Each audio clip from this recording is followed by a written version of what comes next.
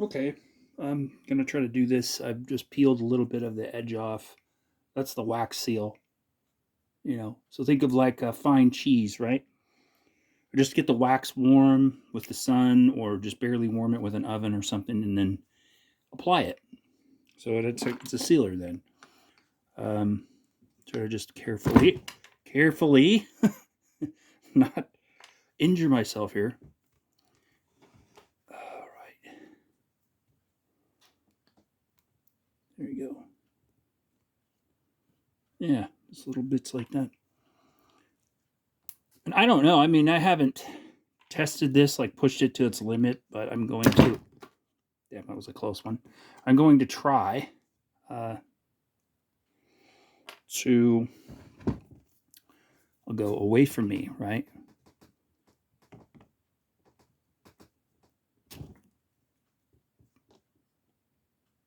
And this works pretty good. But like I said, if you had hot glue sticks and you melted them down and coated the inside of your tumbler, it would pretty much make the tumbler like indestructible as far as longevity. Um, but you're talking about homemade barrels. You wouldn't want to do that to like a rubber barrel.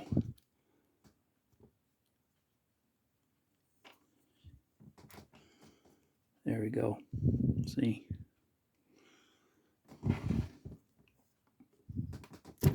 Oh. Okay.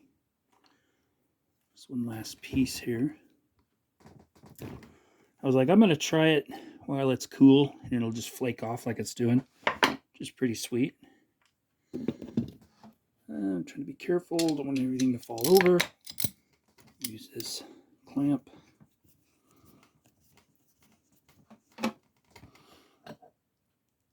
Just gently.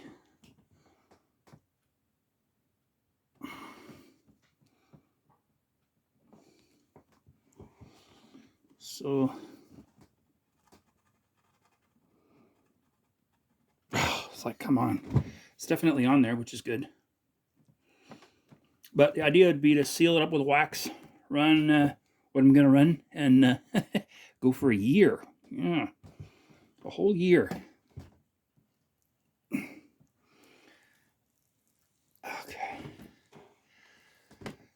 All right, there we go. Take that off there. So that's, yeah, look at that. Not too bad. Just a bunch of foam. Huh, there's ice in there. It's actual frost, it's ice. That's a snowball. That's how cold it is. Let's see. That's funny. Wow, that looks really good though. You know what that is? Let me show you. That was a piece of concrete we threw in there. Look at that. That's cool. That's really cool. It's decent. It has crimson oxide soap. Leave that in there.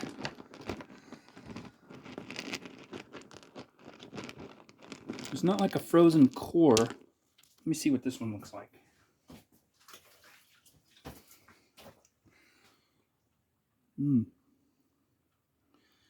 Yeah, that's coming along just fine. So that's not bad. Let me see. There's another one. I can actually feel. I can actually tell. Oh, there it is.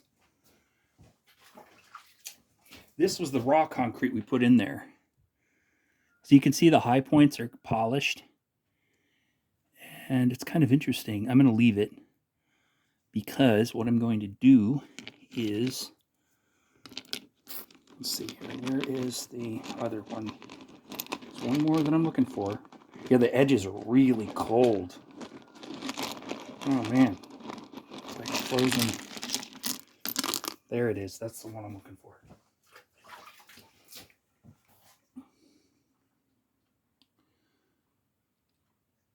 Yeah.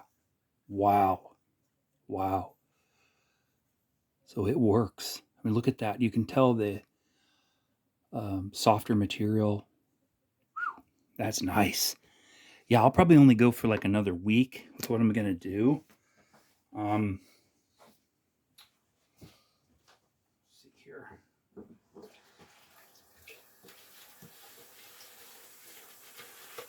Clean this out.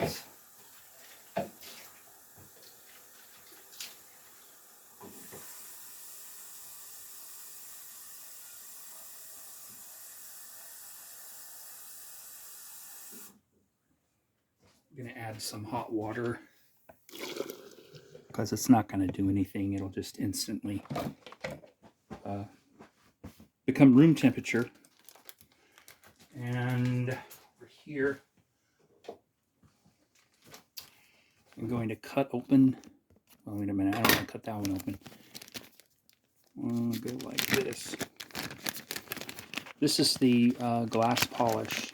And it's actually on the market. They're supposed to be, you know, it's like everything in the world these days. It's cut, right? It's like 20% or something, like it's fake, you know, but this is supposed to be the glass polish. So this little bag, you know, for reference, this is the belt buckle, right? This little bag was $14. So I'm going to use half, about that much. And let her go. Look at that. Some gorgeous looking stuff. And just do that much. Less than half. I'll just do that much. That should be enough. So I'll let her run for a week or two. And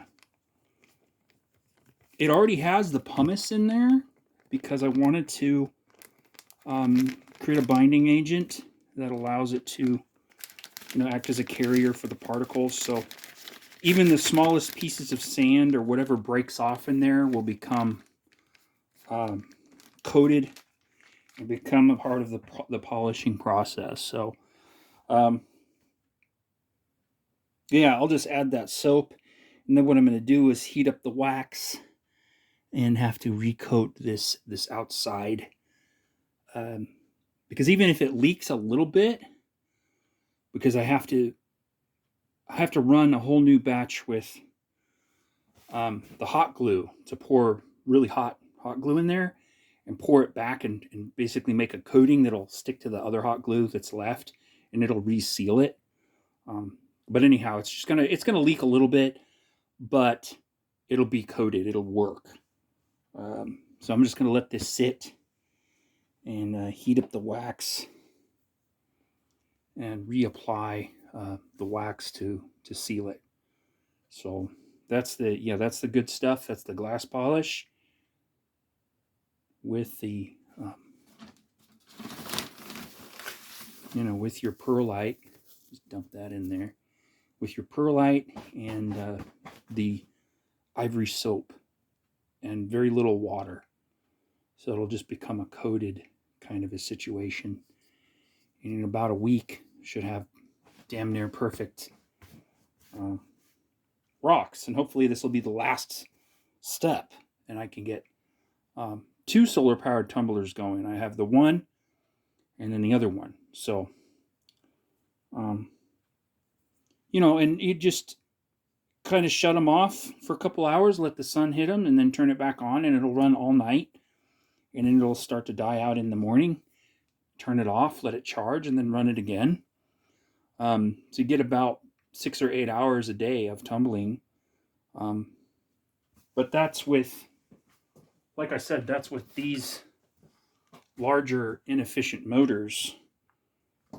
Where the new motor right here, this little dude, is going to be have no back feed.